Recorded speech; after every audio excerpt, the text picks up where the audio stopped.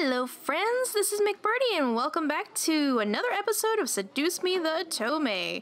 And we are going right into a flashback, it looks like, so buckle up, buckaroos. I was standing alone. The entire classroom was filled with laughter and chatter, but I stood in the midst of it, quiet and alone. It was strange seeing the whole world pass in front of me with such vibrancy, all while I stood there. On the plus side, I wasn't engaged in any of the drama that might have arisen, like scribbling on someone's paper for revenge or kicking someone too hard. It was kind of nice just standing back and watching things pass by and life go on. I had long before convinced myself that I preferred being alone. I often said to myself in encouragement, yeah, I want to be alone. There's no one I like better than me, so I ought to spend more time with myself. God, that's healthy. But there was a certain bitterness that, coupled with being alone, made me feel so sad. There was a difference between being alone and lonely. I just didn't realize it at that moment. And even after that moment, my father, my mother, there was no one to turn to. I was so lonely. That's when I decided on it right then. I was going to see my grandfather. I didn't care if my father wouldn't take me. I was going to walk my way over there and see what he had to say about it. I had never seen him before that. Okay. It's probably I had never met or seen him before that. What better time to see him then? If no one else was going to help me with what I was feeling, I might as well have turned to him. So after school, I decided to walk there. I had no idea how to get there, and I was armed with only a scrap of paper with the address scribbled on it. As a 7-year-old, I obviously had great ideas. I soon became lost, and like I always did when I felt lost, I just stood there on the sidewalk, back pressed up against the wall, and eyes looking at the strangers passing by. And, like always, people continued to pass by, and life continued to go on. I was sadder than ever. I had ended up in the situation I was originally in. Nothing had changed. I thought that I was silly for even thinking that I could change things with my own hands. That was until a voice brought me back to reality. Hun, is that you? I looked up and saw an unfamiliar face, but it was obvious that whoever was talking to me knew who I was. And from that moment, things began to change. Life began moving its rusty joints, and I realized that things were moving along. Suddenly, I had become part of the crowd that moved like a blur past me. I was no longer someone who stood still and watched others hurry past me. Life had changed. I had changed. Because the very person who found me that day was my grandfather. I had the opportunity to help them, though, would I? I wanted to, but I wasn't sure if that was the best idea. After all, 5 demons in my house wasn't exactly the living arrangement that I had imagined when I first moved in. There was the matter of making sure no one found out about their powers. Thinking about them as lab rats made my stomach queasy. And even if they passed for human, how would I explain having guys living in my house? Imagine if my friends came over. They would practically think I was part of a harem or something. Hey, at least it would be like the opposite of a harem. It's like a man harem, so it's your harem. That's like better than being in a harem, don't you think? No? Bad idea either way? Okay, you're right. I'm sorry. Let's keep going. Oh God. Imagine if my parents came over. I think my mom would faint. Who knows what my dad would do? I think he would have them arrested on the spot. Ugh, this was hard. Maybe I should have written out a pros and cons list before actually having to make the decision. Don't worry too much about it. You have plenty of time to decide. Besides, you should do what makes you happy as well. Thanks, Ghost Grandpa. It was strange that I happened to remember what my grandfather said to me when I was little. But it did kind of make sense. Oh, okay, it wasn't his ghost. Okay, that would be even weirder. They weren't in the same exact situation that I was in before, but I did want to help them out. I think it would ease my conscience and also make me a bit happy to give them help, as weird as that sounded. Clenching my hands into fists, I strengthened my resolve to speak up. Well, you could... What was that, lovely lady? That is, Spit it out already. Well, you douchebag, make me redact my thought. You could stay with me here if you'd like. As soon as I finished my sentence, the room became still. I'm not sure what went through their heads from my words. A silence in the air cut like a knife until I finally spoke up once more.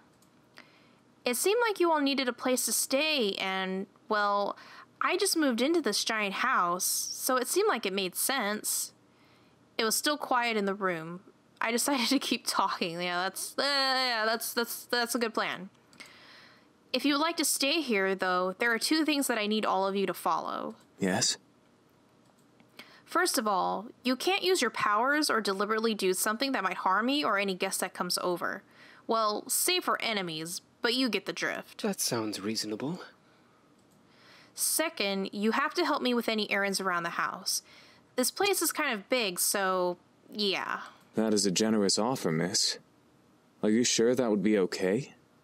We don't wish to burden you any more than we already have. Oh, it's no burden, James. 5 men living in this giant house with me. What could go wrong? I hope everything goes wrong. It's all right. Really. I mean, I just started living here myself, so I would appreciate some help around the house. Yes, that's all I want is help around the house. A wonderful idea. We'll live here and train while helping you with the house. Servants for the lovely princess. Oh, Sam is gonna say something. What? Are you serious? I'm not the one who said servants, dude. That was your brother. Shh, be quiet, Sam. I haven't slept in a bed for days. They all seemed to like the idea, except for Sam. And hey, I didn't really hate the idea either, even if they were incubi. It would be interesting having 5 guys help me with taking care of the house, given they would follow the rules that I had just laid down. Grr, fine, but we're not staying here forever. Only until we can beat up that group of punks. I think that is a reasonable time limit for our stay. Yes, this is awesome. Oh, you're so cute. Look at his happy face. It's so cute. Also beautiful. If you need a bedfellow. Oh my god. Stop it. This is not going to happen. Eric, knock it off. Yeah, Eric. I was happy that they agreed. Maybe it was because I wasn't going to be lonely for a while.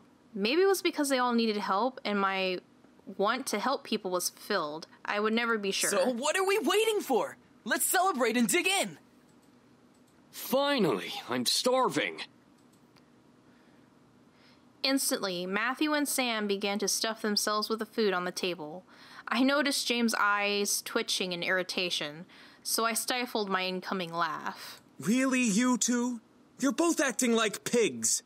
Oh, let them have a little freedom, James. It's not like we've eaten recently either. I'm sure they've been starving. Still, that's no excuse for stuffing their faces like backyard swine. I almost couldn't hold it in. Huh, 3 choices, so I didn't. So then. But I did. Well, so then what? What is that? Whatever. I'm not gonna hold it anymore. Whoa, what?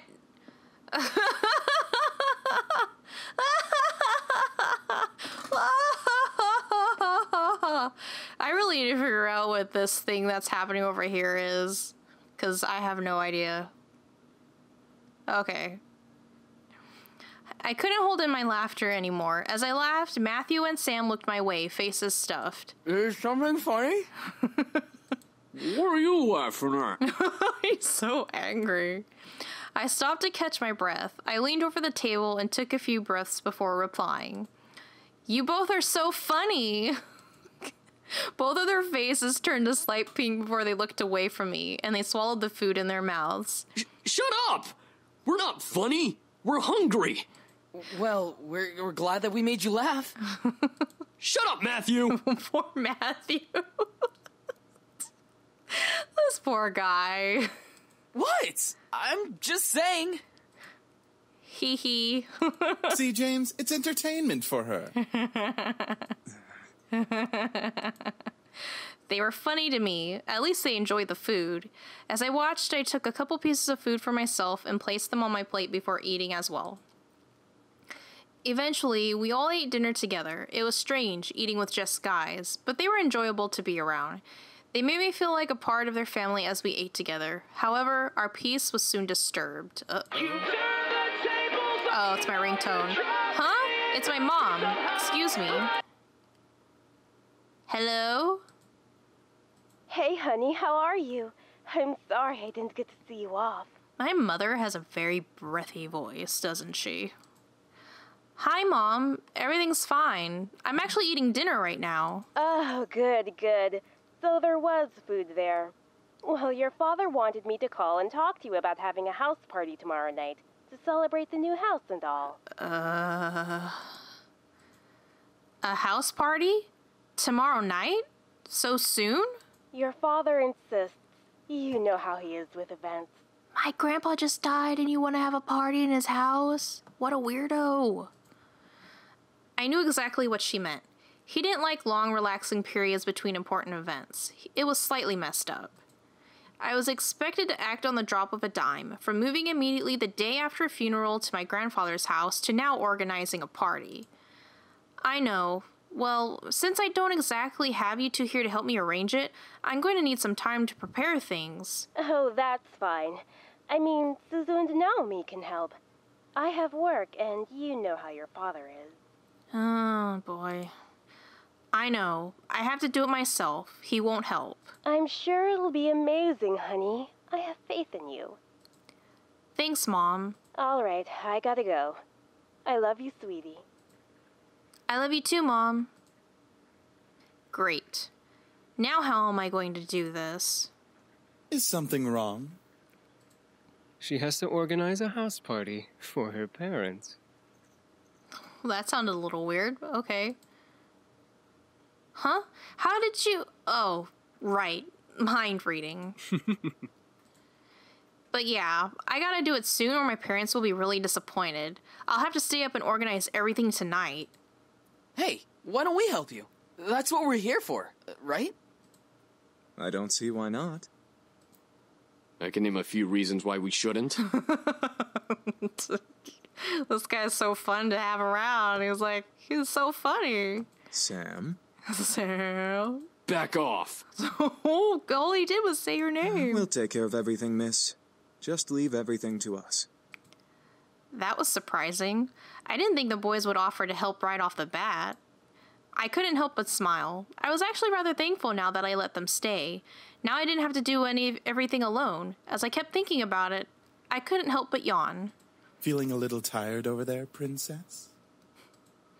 Yeah, it's been a long day. At least tomorrow's the weekend so I can sleep in. Then it hit me. Wait, where are all you going to sleep? What? You just explained how you live in this giant house now and you're wondering where they're going to sleep. I'm sure there's plenty of bedrooms. Do you not know this house at all? I thought you visited your grandpa. Whatever. Whatever. I guess it's not a big deal, but... Duh! That's a dumb moment. We found some guest rooms on the opposite end of the house from the master bedroom. I'm sure those will do just fine. Yeah, see? Oh, got it. Alright then, I'm heading to my room to study and sleep. I guess I'll see you all tomorrow? Have a good night. I will. You too. With that, I left the dining room and went to my room. Alright, I'll go ahead and stop this episode here. If you are enjoying this series, please give a like and leave a comment below, and be sure to also subscribe to my channel to stay updated with new videos. Thanks to you so much for watching, and until the next episode, I'll catch y'all later. Bye!